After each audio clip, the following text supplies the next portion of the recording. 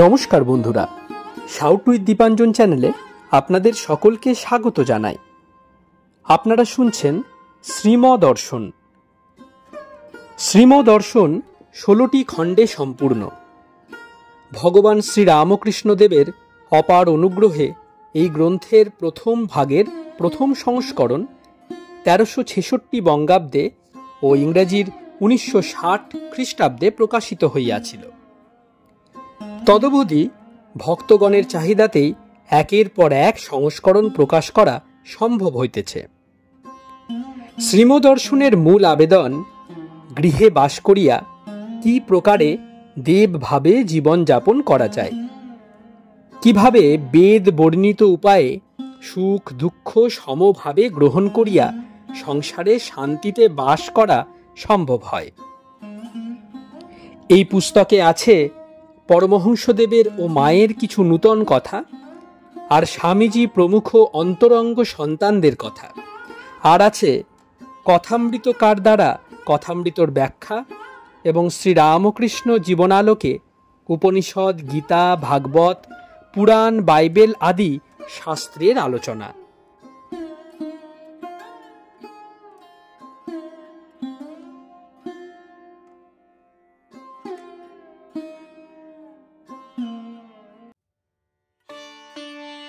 আপনারা শুনছেন স্বামী নিত্যাত্মানন্দ বিরচিত শ্রীমদর্শন। আজ 139তম পর্ব। আসুন আজকের পর্বটি শুরু করা যাক।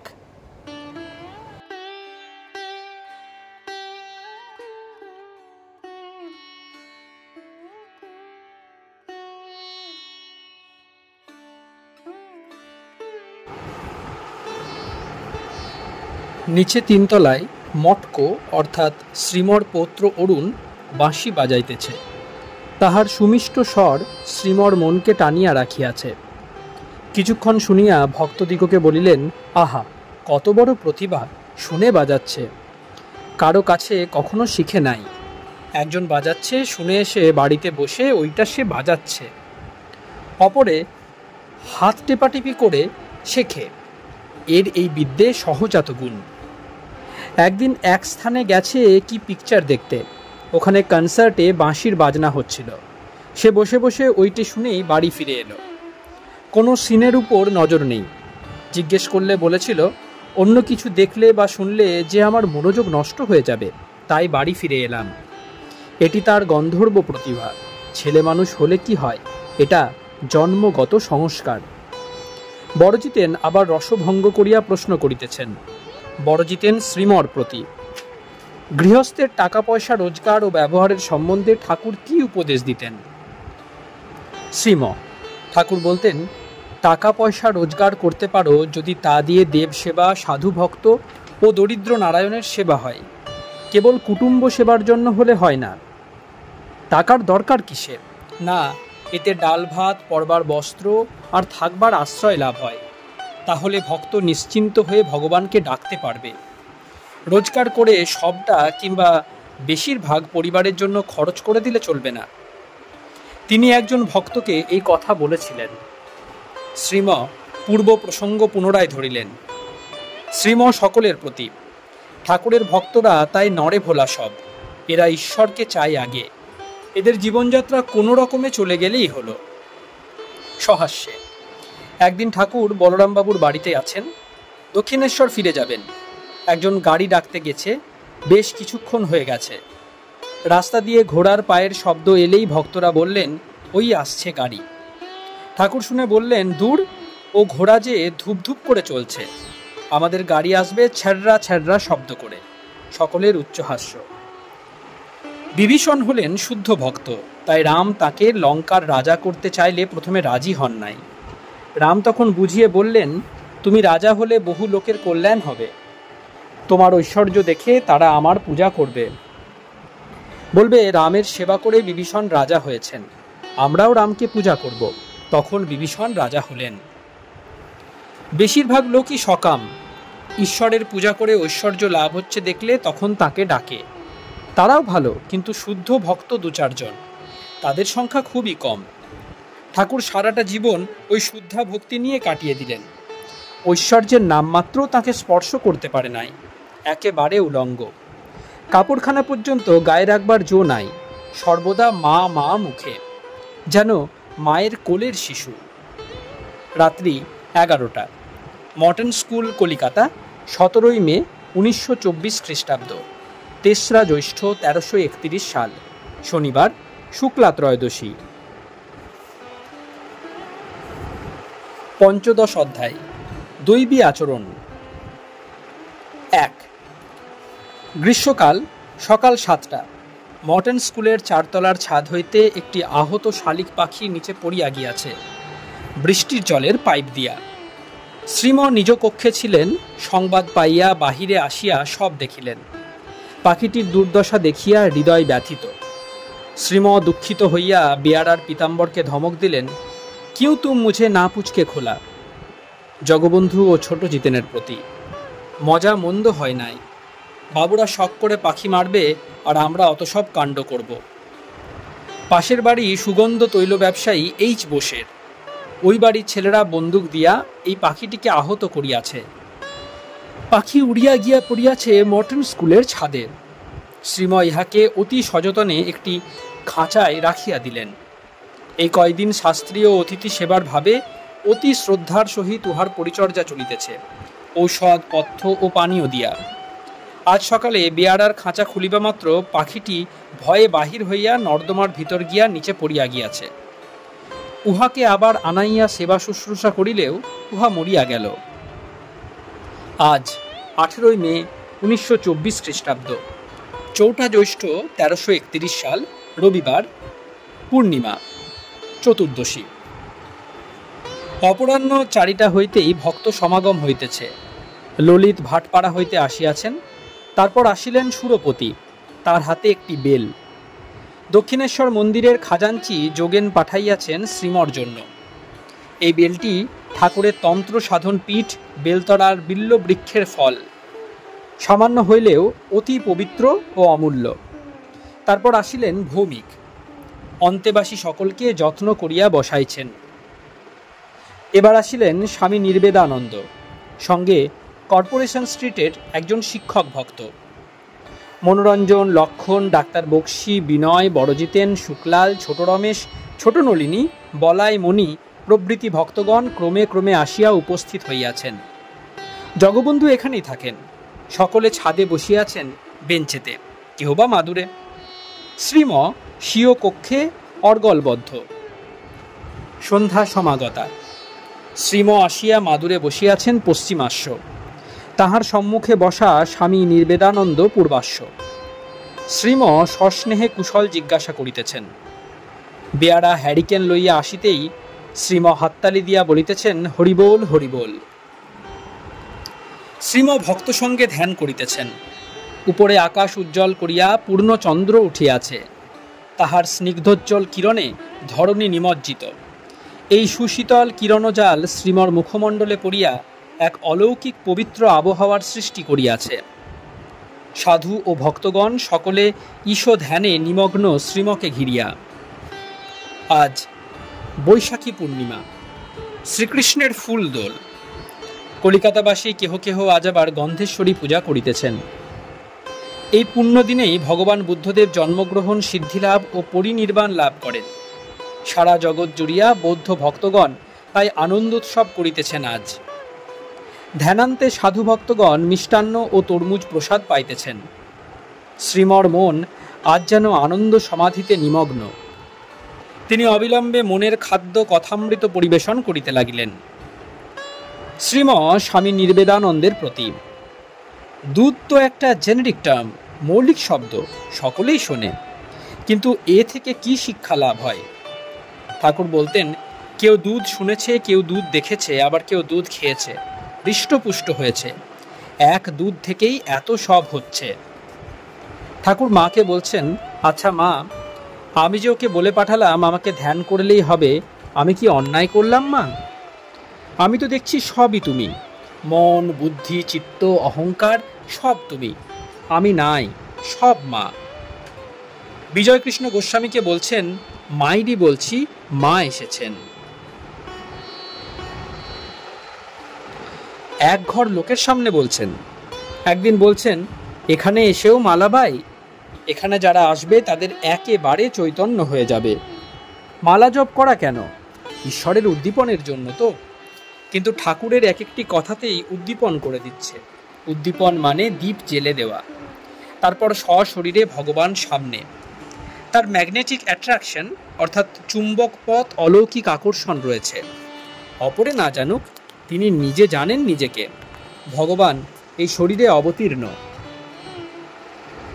তবে জল ঘোলা থাকলে প্রতিবিম্ব পড়ে না, আবার মনটাও সর্বদা নড়ছে। তাই ঠাকুর ভক্তদের বলতেন, নির্জনে ধ্যান করো গিয়ে পঞ্চবটিতে কি বেলতলায়, তাহলে আমি যা বলি এসব কথার মানে ধরতে পারবে। তাই কর্মকাণ্ড বড় কঠিন, তবে যদি ঈশ্বর সাক্ষাৎকার হয়ে আদেশ দেন কর্ম করতে, তাহলে হয়। তখন সে প্রত্যাদিষ্ট আচার্য, কমিশন টিচার। তখন আর কোনো গোল নাই। তা না হলে ওই বঙ্কিমবাবুকে যা বলেছিলেন, তোমার কথা দুদিন শুনবে, তারপর যা তা, আদেশ পেলে কর্ম করা যায়। ঠাকুর একটি ছড়া বলতেন, মন্দিরে তোর নাইকো মাধব, পদ শাঁখ ফুকে তুই করলি গোল। পদ মানে পদ্মলোচন, অ্যান আনওয়ার্দি পার্সন, অপদার্থ লোক। শাঁখ ফুকাতে গ্রামের যত সব লোক এসে হাজির। সকলে ভাবলে ওই মন্দিরে মাধব প্রতিষ্ঠিত হয়েছেন। সকলে দেখলে ভাঙা মন্দিরের ভিতর আধপাগলা পদ্মলোচন শাঁখ ফুঁকছে, তখন সকলে ওই কথা বলতে বলতে চলে গেল। আনওয়ার্দি পার্সন আনটাইমলি, অর্থাৎ অনুপযুক্ত লোক অসময়ে বললে কোনো কাজ তো হয়ই না, উল্টো খারাপ ফল হয়। যেমন বলতেন ঠাকুর, যদি ছিল রোগী বসে বৈদ্য দিতে শোয়ালে এসে। এমনই কাণ্ড। শিশিরবাবু অমৃতবাজার পত্রিকার এডিটর অর্থাৎ সম্পাদক ছিলেন। তিনি বেশ একটি হাস্যকর গল্প বলতেন। একজন তপস্বী কঠোর তপস্যা করছে। দেবী তুষ্ট হয়ে দর্শন দিয়ে জিজ্ঞাসা করলেন, তুমি কি চাও বাবা? তপস্বী বললে, মা, আমি ভারত উদ্ধার চাই। দেবী উত্তর করলেন, তথাস্তু বৎস, তবে একটু অপেক্ষা করতে হবে, 400 বছর পর ভারত স্বাধীন হবে। ভক্ত আর্ত স্বরে উত্তর করল, সে কি মা, তখন যে আমি থাকবো না। সকলের উচ্চহাস্য। আমিটা থাকা চাই, এটার নাম সংসার বন্ধন। এই আমিটাকে তার পায়ে সমর্পণ করে দিতে পারলেই আনন্দ মুক্তি। তাই ঠাকুর বলতেন, দাস আমি হয়ে থাক সংসারে। ভগবানের দাস সন্তান হয়ে থাকা। ভগবান দর্শন হলে আর ভোগ করতে পারে না সংসার। সকাম হলেও ক্রমে ক্রমে ভোগ স্পৃহার নিবৃত্তি হয়ে যায়। দেখো না, ধ্রুব রাজ্য লাভ করলো, কিন্তু ভোগ করতে স্পৃহা রইল না। পশ্চাত্তাপ হয়েছিল ভগবান রাজ্য বর দিয়ে অন্তর্ধান হলে। বলেছিলেন, হাই যোগীশ্বরদেরও অলভ্য যে ভগবান, তাকে পেয়েও বিচিত্র মায়ায় মুগ্ধ হয়ে আমি করলাম কি? ভক্তি না চেয়ে রাজ্য চাইলাম। তবে সর্বদা সৎসঙ্গ লাভের বড় দিয়েছিলেন। তাই রাজ্য শাসন সুদীর্ঘকাল করলেও সংসারে আসক্ত হন নাই। শ্রীম সকলের প্রতি। ঈশ্বর দু একজনকে করে দেন লোক শিক্ষক। তারা যখন কথা কন তখন জগৎ কাঁপে। দেখো না, খ্রাইস্ট নিরক্ষর, কিন্তু যখন কথা কইলেন তখন বড় বড় ডক্টররা স্তম্ভিত হয়ে গেল। বলা বলি করতে লাগলো, আমরা এমন তেজিয়ান বাণী কখনো শুনি নাই। 30 বছর ধরে নির্বাক সূত্রধরের কাজ করছেন বাপের সঙ্গে, রান্দা চালার অভিনয় করিয়া এমনি করে। জন দি ব্যাপটিস্টের শিরচ্ছেদ হয়ে গেলে খ্রাইস্ট বের হলেন প্রচারে। গুরু ছিলেন কিনা জন? মাত্র 3 বছর প্রচার করেছিলেন। তার জের আজ 2000 বছর চলছে। ভগবানের কথা এমনি তেজিয়ান, অবতারের কথা। বছর 12 বয়সের সময়ে বাপমার সঙ্গে জেরুজালেম দর্শনে গেছিলেন। তখন একবার মাত্র ঈশ্বরীয় শক্তি প্রকাশ করেছিলেন। দল থেকে পালিয়ে গিয়ে একা বড় বড় পণ্ডিতদের সঙ্গে শাস্ত্রার্থ ব্যাখ্যা করেছিলেন। বালকের কথা শুনে ইহুদি পণ্ডিতগণ অতিশয় বিস্ময়ান্বিত হইয়াছিলেন। আরেকবার তিনি মন্দিরে উপদেশ দিচ্ছিলেন, তখন তিনি প্রচারে বের হয়েছেন। পণ্ডিতরা তাঁর কথা শুনে বলেছিলেন, how came this man by this wisdom? Isn't this the carpenter son? পুরোহিতরা তাদের কর্মচারীদের জিজ্ঞাসা করলেন, কেন ক্রাইস্টকে ধরে নিয়ে আসে নাই? তারা উত্তর করল, never man spoke like this man. লোক সব ক্রাইস্টের পক্ষে ছিল, তাই ধরতে সাহস করে নাই। for he taught them as one having authority. সূত্রধর যোসেফের কিশোর পুত্র এক আশ্চর্য বালক। এদিকে নিরক্ষর, কিন্তু কি জ্ঞানগর্ভ আর শক্তিমান তার কথা। অমন গম্ভীর হৃদয়ভেদী বাণী আজ পর্যন্ত কারো মুখে কখনো কেহ শোনে নাই, যেন ভগবান তার কণ্ঠে বসে কথা কয়েছেন। ওই একবার মাত্র মুখ খুলেছিলেন, তারপর একেবারে নীরব। 30 বছর লুকিয়ে রইলেন। এসব দৈবী লীলা মানুষ কি করে বুঝবে? অমন যে উচ্চকোটি ভক্ত পিটার, যাকে লক্ষ্য করে বলতেন, আমার ধর্মমন্দির প্রতিষ্ঠিত করব এই শ্রদ্ধা শৈলের উপর, and upon this rock I will build my church, সময়ান্তরে এই মহাপুরুষকে বলেছিলেন, দূর হও শয়তান আমার সম্মুখ থেকে, get thee behind me Satan. ভগবান যাদের কণ্ঠে বসে কথা কন, যারা তার আদেশ পায়, তাদের কথা এরূপ শক্তিমান। বজ্রের মতো কঠোর, আবার কুসুমের মতো কোমল এই মহাপুরুষদের স্বভাব। নীতির কাছে বজ্র কঠোর, অন্য সময় করুণাময় মহাপুরুষগণ।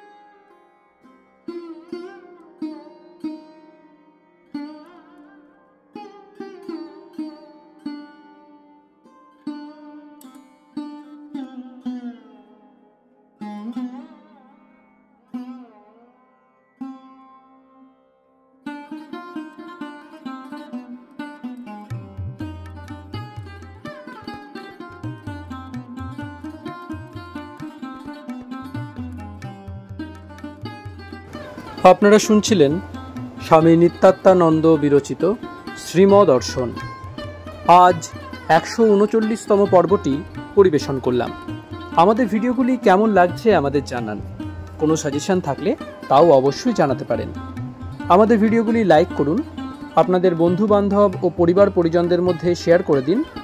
শাউট উইথ দীপাঞ্জন চ্যানেলটি সাবস্ক্রাইব করুন এবং প্রতিনিয়ত বিভিন্ন আপডেট পাওয়ার জন্য বেল আইকনটি অবশ্যই প্রেস করবেন।